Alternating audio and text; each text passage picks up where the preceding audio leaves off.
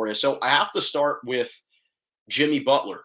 Jimmy Butler of the Miami Heat. He scored a playoff career high 45 points last night in the Miami Heat's 115-105 Game 2 victory over the Atlanta Hawks. They've now taken a 2-0 lead in that best-of-7 series. So here's the impressive thing. Jimmy Butler scores 45 points on 15 of 25 shooting. So extremely efficient. I think that's about, if I do my math correctly, like 60% from the floor, 4 for 7 from 3, 11 for 12 from the free throw line. But here's the impressive thing. So that 15 for 25 from the floor stat line, he now joins Dwayne Wade and LeBron James as the only Heat players with that many made shot attempts in a playoff game in a Miami Heat uniform. And they brought up a great stat for which Miami Heat players in the postseason have scored the most 40-plus point games. Dwayne Wade leads the team with 7. And now Jimmy Butler's tied LeBron James with 3 for the most 40-point playoff games in a Miami Heat uniform.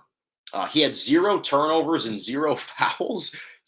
0 turnovers and 0 fouls with his 45 points. He became the first player since the Atlanta Hawks, funny enough, that it happened at the expense of the Atlanta Hawks, since the Atlanta Hawks' legend Dominique Wilkins did it in 1988, posted a postseason stat line like that. And again, Jimmy Butler's not typically known as an elite scorer, not because he can't score, it's because he doesn't serve that role every single night.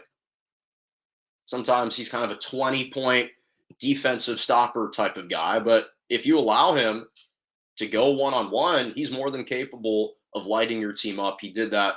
Major kudos to him. Not to mention, he joined the team in 2019, and since then they've made the postseason all 3 years. They reached the NBA Finals in his first season, and now they're a 1 seed.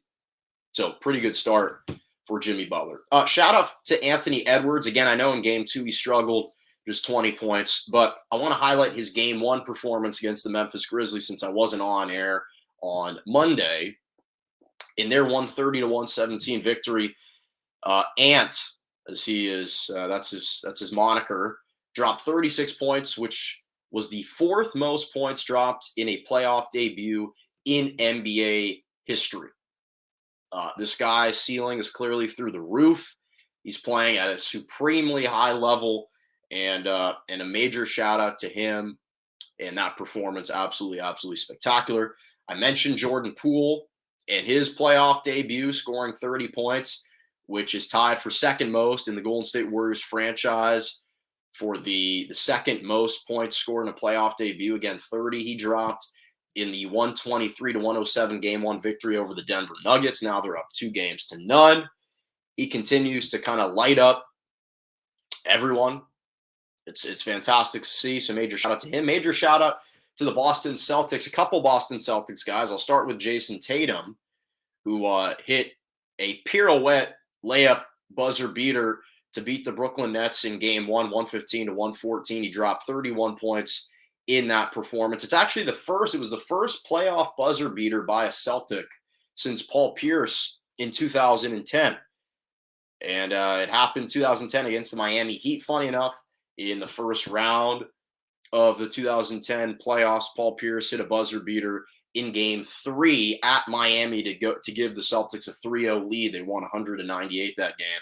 And ultimately, we saw what happened in 2010. The Boston Celtics reached the NBA Finals, and they lost to the Los Angeles Lakers. I was certainly happy about that. That's still one of my favorite. That might be my favorite basketball moment of all time, was Game 7 against the Celtics. Just to take a little dig at the Celtics. But shout out to Jason Tatum, and shout out to the Celtics' Marcus Smart for winning Defensive Player of the Year.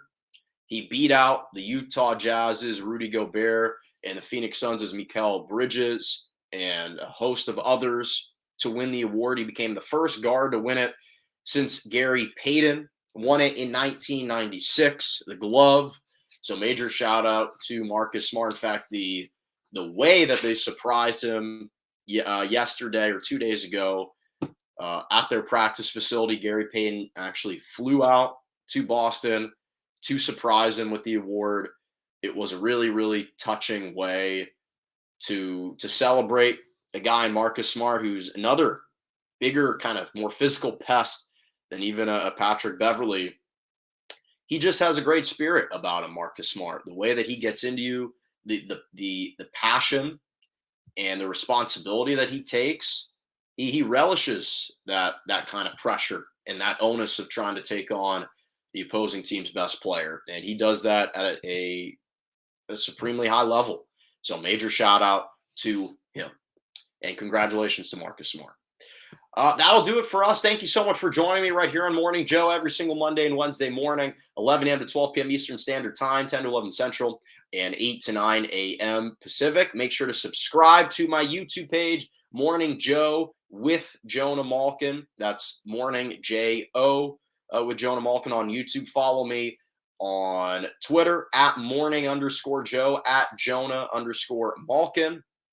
Instagram, JMalk97, TikTok, Jonah Malkin. And as always, have a lovely rest of your morning.